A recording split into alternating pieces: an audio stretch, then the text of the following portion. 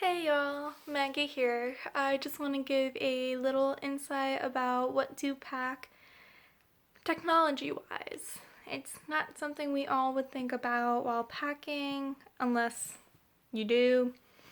So here's what I suggest bringing.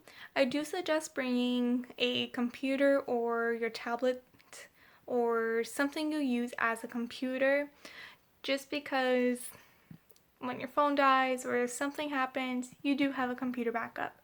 I do know Korea China is doing a lot more with First Leap on online schools, especially with the pandemic. That saved a lot of teachers from going into the school. So, especially if they had a long commute, they could just work easily right from home because they did have a computer and a strong Wi Fi, or they use the Ethernet cord. Ethernet cords you can easily buy even at your local grocery store. So definitely bring either computer, laptop, something other than just your phone that has a good working webcam and maybe even easy to type. So if you have the tablet, I would suggest buying maybe a keyboard or something to easily type in. Another thing would be an HDMI cord to plug it into your TV. This way, you're not always just staring at your computer. You could have something in the background and go in the kitchen and cook, but still kind of hear what's on your computer. I know I've used it many times with some Ding Talk meetings. Back when we were doing all the online training courses, I would just have it onto my computer that was hooked up to my TV through the HDMI cord. And then I was able to walk around my apartment, cook, clean while still listening in. And then if I had a question, I would just type in, chime in, make sure I was still there. So HDMI cord, computer, laptop, something. Then I also suggest a travel adapter. You don't need a fancy one. I originally bought a fancy one and I let a friend borrowed it in the States who came from England because hers wasn't working, and then it really magically disappeared at the camp. We both don't know what happened to it. It just disappeared. But you can buy a cheap one on Amazon.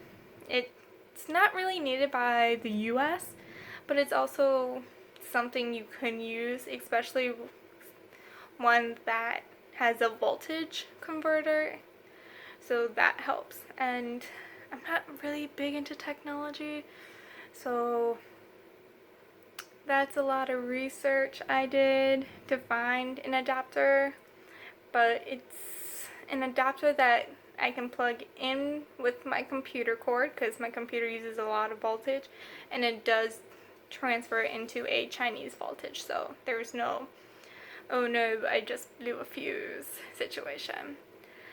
So we got a laptop or a laptop-like substance, HDMI cord, an adapter.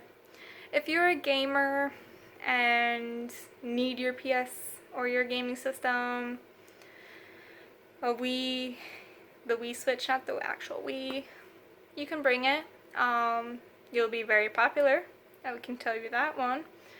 But you can also buy one in China for fairly cheap. I did have a friend buy I think she bought an Xbox for maybe US dollar wise about $75 US.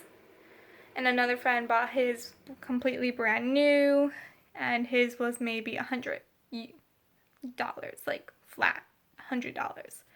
So that's something if you are into that. Then there is also the phones. Of course, we always go everywhere with our phone, especially in China. You will be getting a SIM card.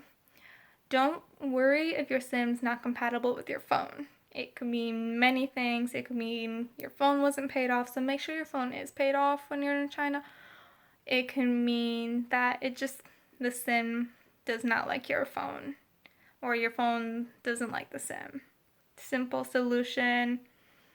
You can live with it and just always work on Wi-Fi, but if you're living in China, it's not really a solution. Just go ahead, buy the new phone. A lot of these Chinese phones are adapted for the US SIM as well. I had a friend who bought an old Chinese phone, brought it over back to the US, put her US SIM card in, it worked. Or you can try to sell your phone. So there's my little technology. So we got laptop, HDMI cord, travel adapter, and just make sure your phone's fully paid off. Like, there's no hidden fees. Just before you go, make sure your phone is paid off. This way, if you know the SIM's not working, it's the SIM or it's the compatibility between the SIM and your phone, and not just, hey, it's my phone not being paid off. Okay, well, let me know if you have any other questions. I will be glad to answer them as I am still quarantined in the US. So have a safe travel if you are somehow traveling. But otherwise, stay safe. Thank you. Bye.